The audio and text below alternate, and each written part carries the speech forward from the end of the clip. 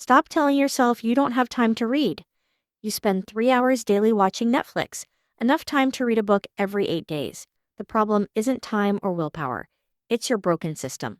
Let's fix that.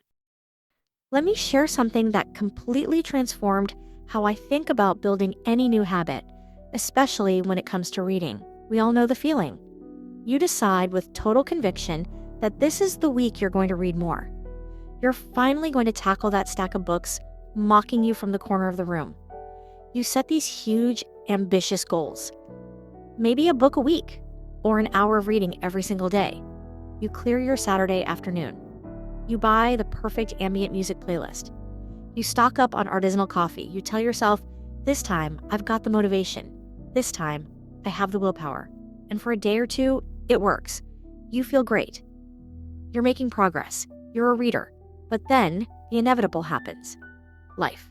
A stressful deadline pops up at work. A friend invites you out spontaneously. You get home late, exhausted, and the thought of clearing an entire weekend afternoon just to sit down and focus on a dense novel feels like another chore, not a pleasure. The motivation, that fiery, heroic burst of initial energy, starts to fade. The ambitious goal becomes a source of guilt, and those carefully chosen books begin to gather dust. Here's the fascinating part. The average person spends around 3 hours watching streaming services or doom scrolling social media every single day. That's enough time to read something like War and Peace 3 times each month. Yet, we still tell ourselves, I don't have time to read.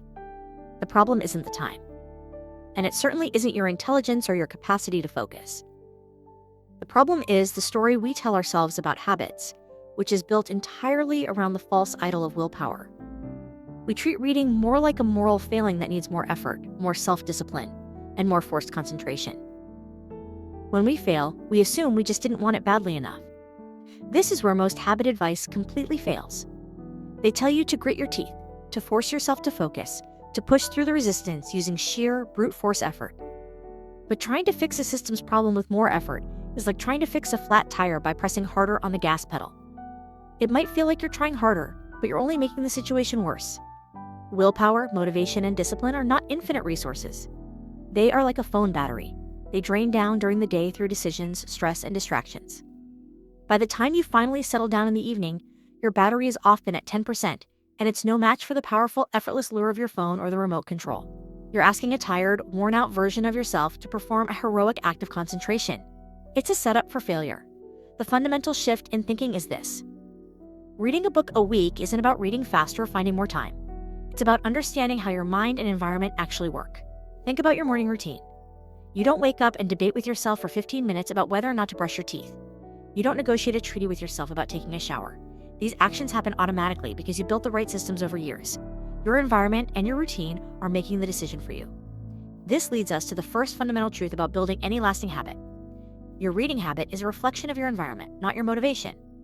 Motivation is fleeting, but a well-designed system is inevitable. When we rely on motivation, we need to make a new, difficult decision every single day. Should I read now? When we rely on a system, we replace that difficult decision with an automatic action. If your phone is always sitting right next to your comfortable chair and your book is across the room, your environment has already decided that you will scroll, not read. The path of least resistance is the path your mind will always choose. We need to flip that equation entirely. Instead of trying to find more time or more motivation, we need to create an environment where reading is the path of least resistance. If you want to become a consistent, inevitable reader, you must stop operating in a constant state of battle against your own lack of willpower. That struggle is exhausting and unsustainable. The solution isn't about becoming a super reader who can focus for 4 hours straight. It's about accepting that small, consistent actions always beat sporadic, heroic efforts. The people who read the most aren't the ones who try the hardest. They are the ones who have a system so natural, so embedded, that not reading feels stranger than reading. The books you read are built page by page, and your reading habit is built moment by moment. We're going to use simple psychological and environmental levers to design a system that makes reading automatic.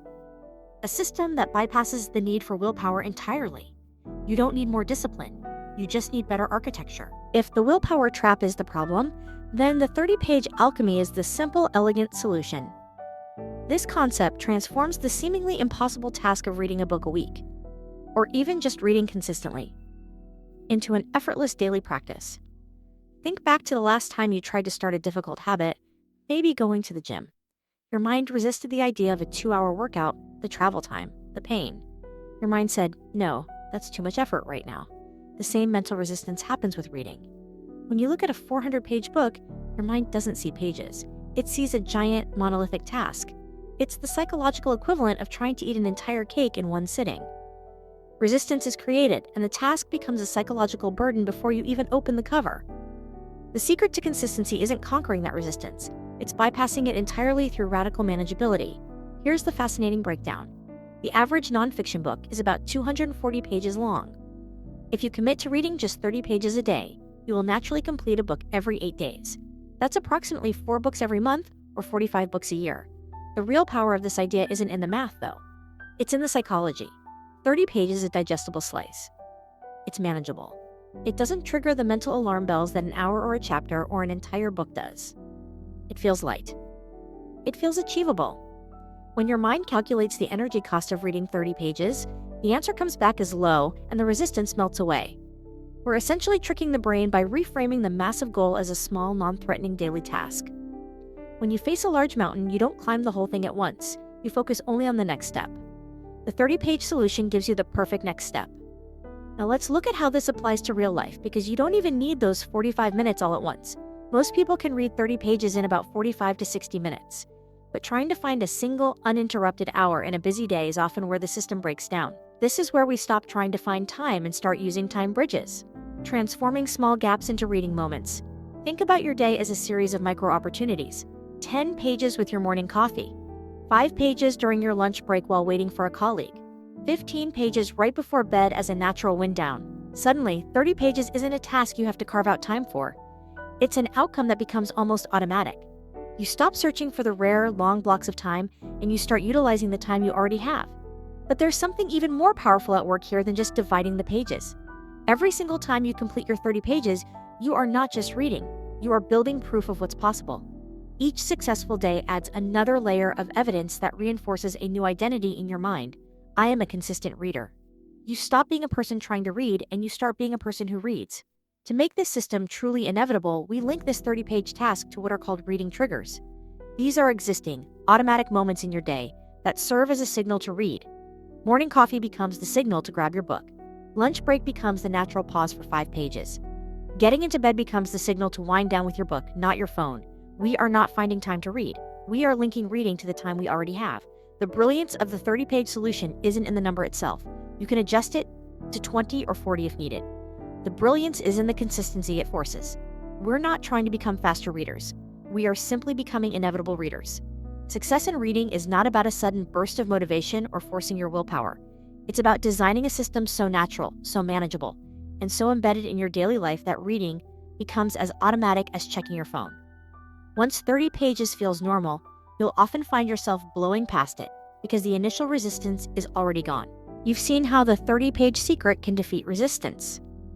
But that's just the start. If you're ready to stop relying on motivation and build a fully automated system for growth in reading, health, and focus, then I want to give you the blueprint. My new book, 30 Days to a Better You, walks you through installing these environmental triggers and habits step by step in just 1 month. Stop trying to climb the mountain of improvement. Get the daily blueprint. Click the link below to get your copy now and start your 30-day transformation today. Your environment is currently making thousands of decisions for you every day, whether you realize it or not. Once you truly understand this principle, everything about reading more becomes remarkably simple. We've already established that willpower is a limited resource. The key to consistency is to stop asking a fatigued mind to overcome resistance and instead design the environment so the resistance disappears entirely. Think about a typical evening. You sink into your favorite, most comfortable chair. Your hand naturally reaches for something. Is it reaching for the book you intend to read, or is it reaching for the phone that is already sitting right there, glowing? This isn't a conscious choice you're actively making in that moment. It's a decision your environment has already made for you.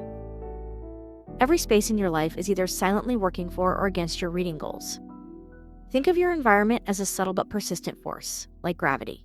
It's either pulling you effortlessly toward the book, or it's subtly tugging you toward the nearest distraction.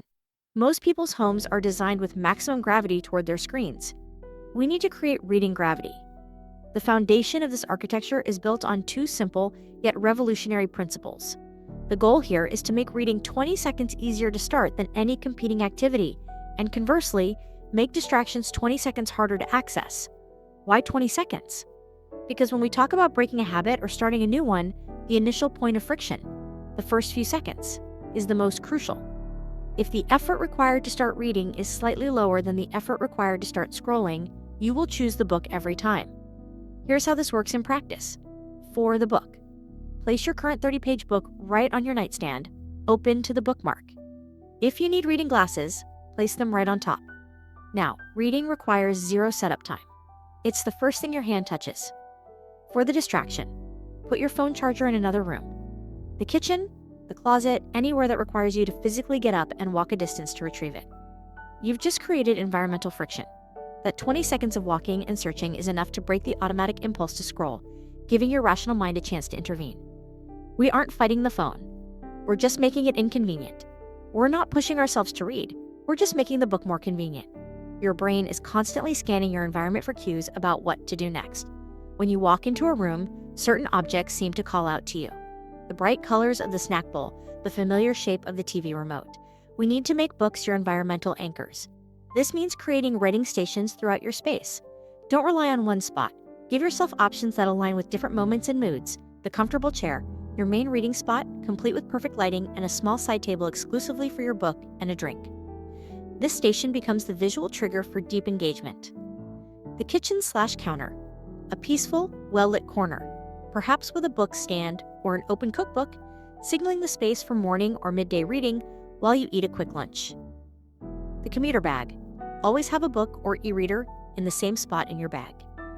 The act of sitting on the train or bus automatically cues the hand to reach for the book. Each station becomes a visual invitation, a cue that reminds you, this is a place for reading. To transform these helpful setups into a systematic force, we add a final layer, parallel processing. Place different types of books at different stations. In the kitchen, a light, enjoyable fiction or biography. At your desk/office, a deep learning book or technical manual. By your nightstand, a relaxing, reflective book for winding down. Now, your environment isn't just supporting reading, it's supporting the right kind of reading at the right time. If you're stressed and tired in the evening, your brain won't reject the light fiction by the bed. If you need a mental jolt during lunch, the challenging nonfiction book is waiting on your desk. Remember this fundamental truth. Willpower doesn't create lasting habits. Environments do. You don't need more motivation to read. You need an environment that makes reading the path of least resistance. You are simply removing everything that stands in the way of those consistent 30-page successes. Most people believe they need to find more time to read, as if time were a lost wallet they could stumble upon. They wait for that magical, elusive 2-hour block of silence and solitude that rarely, if ever, arrives. But what if I told you you are already surrounded by perfect reading moments? You just haven't learned to recognize them yet. This is the art of time alchemy, where we stop treating time as something we lack and start treating it as something we can transform. We are going to perform an act of conversational magic, turning what most people call dead time into focused reading momentum. The key is to identify what I call transition moments. These are the spaces between your main activities. The 10 minutes before a meeting starts, the 5 minutes you spend waiting for water to boil, the commute, the time waiting for your partner to get ready, the few minutes after dinner before you move to the couch. Most people treat these moments as interruptions, frictional gaps in the day that must be filled with a quick check of the phone. But these moments are actually the hidden framework that holds your day together. They are small, pressurized pockets of time that are perfect for reading, precisely because they are too small to start anything complicated, but long enough to consume those crucial 5 or 10 pages. Now, we transform these transition moments using our environmental principles from topic 3. We are going to create reading bridges across these gaps. A reading bridge connects one part of your day to another, with reading as the natural, effortless path between them. It's not about bringing a book to every transition. It's about having the right book appear at the right transition. For example, the commute bridge. The moment you sit on the train or in your car if listening to audiobooks, you have a non-negotiable reading moment. The physical act of sitting down becomes the cue. Your book is already in the seat pocket or your audiobook app is the first thing on your home screen. The dinner bridge. The moment you finish eating and before you load the dishwasher or turn on the TV. 5 pages. The slight pause is your window. The reading station near the dining area makes it automatic. The login bridge, the first 5 minutes before you allow yourself to check email or social media in the morning. Your brain is fresh, and the book on your desk is the easy first step. You are not just placing books. You are literally building bridges across the friction points of your day.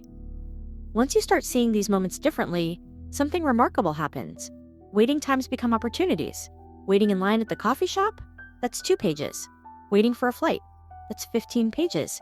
Interruptions become invitations. A slow point in a meeting? A quick paragraph.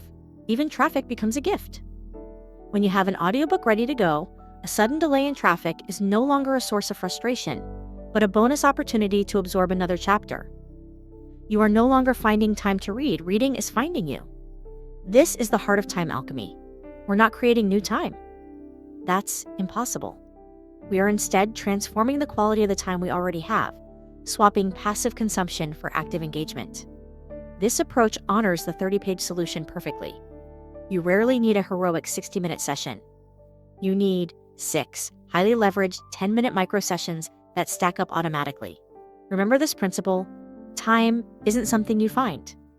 It's something you create by defining the purpose of your transition moments. When you master the art of the time bridge, reading a book a week isn't just possible. It's inevitable, because your entire day, from morning coffee to evening wind down, is wired for it. We started by acknowledging the frustrating truth. Relying on willpower and motivation is a recipe for failure. We then learned how to dismantle the psychological resistance with the manageable 30-page alchemy. We learned how to wire our homes to be centers of attention with architecting attention. And finally, we mastered the skill of time bridges, integrating reading into the very framework of our day. Now, it's time to see how these individual pieces don't just add up, but how they multiply to create a system that is truly greater than the sum of its parts. This is how you transition from being someone who tries to read to becoming the inevitable reader, the kind of reader whose system runs on autopilot. Think about the physics of moving a heavy object, like a parked car. The hardest part isn't keeping it moving, it's getting it to move in the first place, breaking the inertia. Reading works exactly the same way. The brilliant thing about the system we've built is that every piece is specifically designed to reduce that initial inertia while simultaneously increasing forward momentum. Watch how these elements create a continuous momentum loop that feeds itself. Architecting attention: the setup. You walk into your living room and the book is already open on your comfortable chair, 20 seconds easier to access than your phone. This removes the friction of getting started. Time bridges the queue. Your morning coffee, a daily ritual, acts as the non-negotiable cue to sit in that chair for 10 minutes. 30-page alchemy: the win. You complete those first 10 pages easily. Because the task was small and non-threatening, your mind feels a surge of accomplishment, not fatigue. This accomplishment is the fuel for the loop. Success breeds motivation, not the other way around. When you successfully read those 10 pages without a struggle, you strengthen the neural pathway that connects comfortable chair with reading.